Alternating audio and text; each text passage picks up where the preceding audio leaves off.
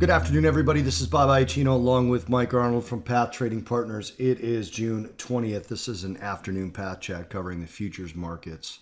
A little bit of a rally in the VIX. You can see it on the screen right now.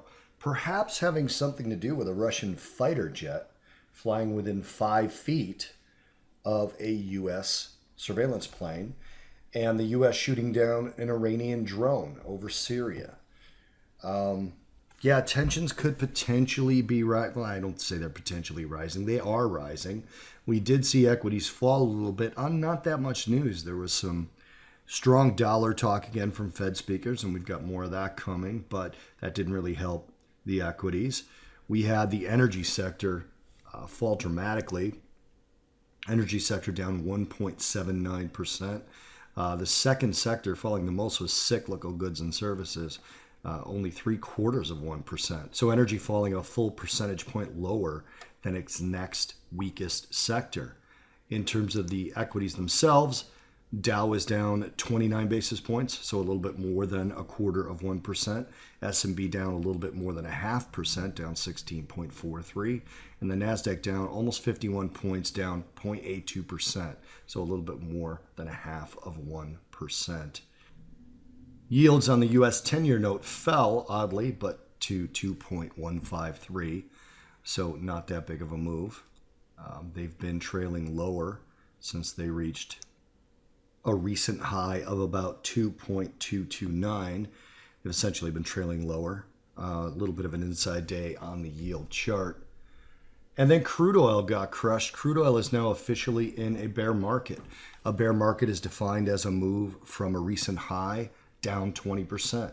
And we got that in crude oil. Mike, I'll show you that. We were down a little bit over 20% with the settlement that we got today from the recent highs. So crude oil officially in a bear market, closed in a bear market. We'll see if that extends. In the meantime, let me turn it over to Mike to let you know what he's seeing on the charts. Mike, it's all yours. Thank you very much, Bob. VIX Watch popped up briefly up above 11-day, closing at 1086, but we're approaching this declining trend line. We're going to see what happens after we break that trend line. So that's what we are watching for. Switching over to the financial futures, starting with the Dow futures, the Dow mini futures to be specific. Still caught right at this GAN cluster today, made a new high, closing lower, new high 21,494. Watch that 21,500 level for tomorrow.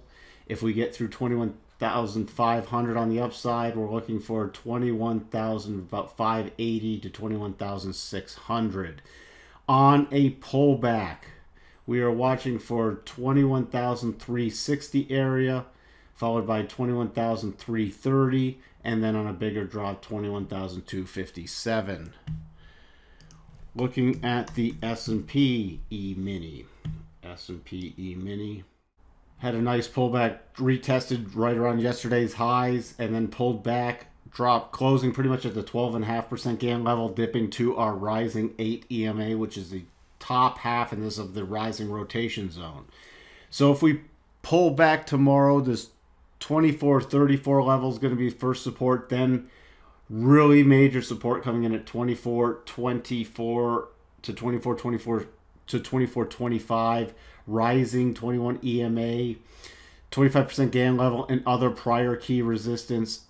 So that's going to be the key levels to the downside. If we do break through that one, 24.20 is going to be the next level. On a rally back up, significant resistance right around this 24.51 area. Then we're looking for 24.56, and then on a strong rally, 24.65. Finally, over to the NASDAQ futures. This pulled back pretty substantially today to end up on the key 50% GAN level. Very key level there, 57.29.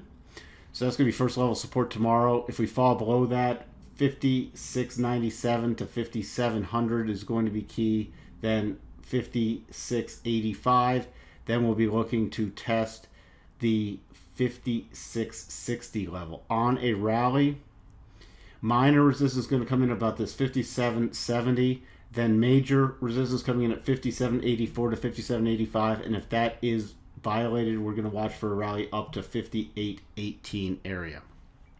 Switching over to crude. Crude oil continued its sell-off today, bounced a little into the close, but went through all our key areas to the downside, which we were watching, including this 43.13 level.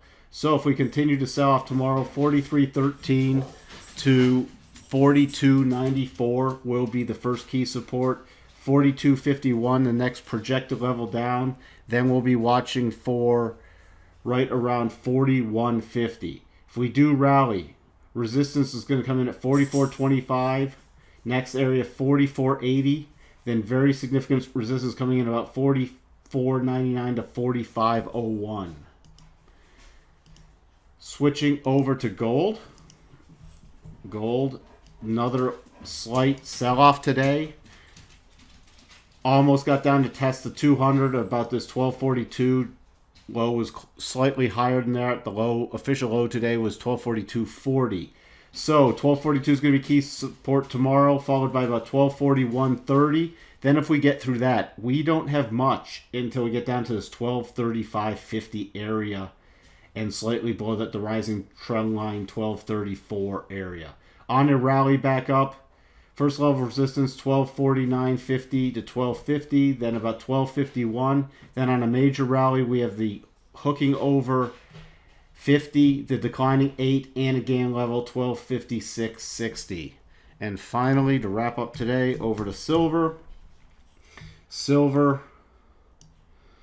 found some support in our GAN cluster, 1637 to 1638 area. So that's going to be support tomorrow. If that is broken, our next level down is not until about the 1620, where we have this rising trend line and the end of a clear path move.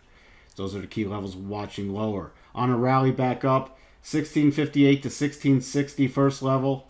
Next level 1671, then about 1675. If we get through 1675, 1679 is what we have higher than that. That's all we have for you. Turning it back over to you, Bob. Thank you for that, Michael, and thank you guys for watching. Hit like and subscribe, and we will see you in the next Path Chat. Cheers, everyone.